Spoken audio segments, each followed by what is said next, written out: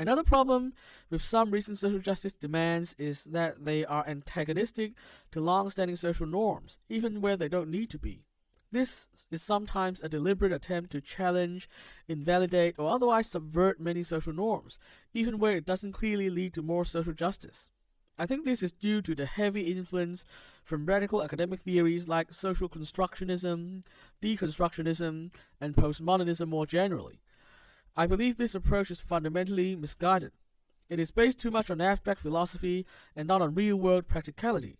In the real world, social norms are an important part of social life.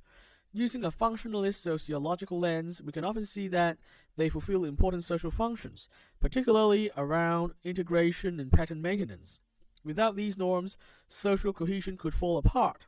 Hence, most people value social norms and will defend them from unjustified attacks. I'm not saying that social norms don't need to be changed or updated from time to time. What I'm saying is that this must be a careful and well-justified process. The mass deconstruction of social norms leads to potential instability and would naturally be met with backlash. Instead, I suggest a much less invasive approach.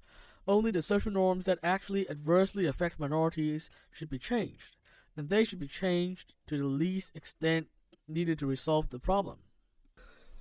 Let's make this clear.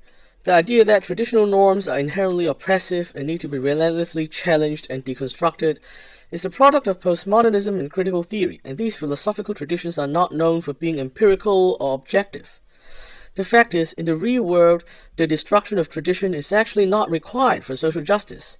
More often, traditional institutions that are imperfect in some way can be reformed to make them more inclusive and equitable, and that is usually adequate to address social justice concerns. There is simply no need to challenge everything and tear everything down.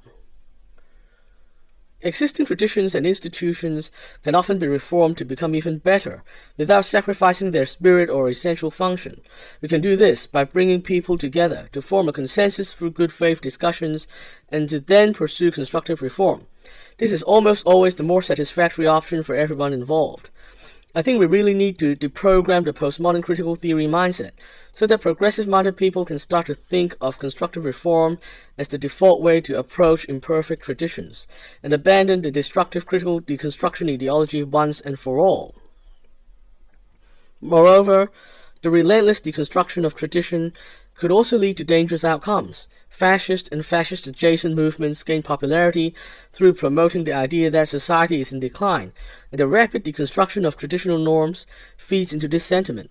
Once these reactionary movements get into power, they can actually do very real harm to the minorities they dislike. Far-left cultural radicalism thus often ends up hurting the people it claims to support. I've even said that it is the opposite of compassionate because of this.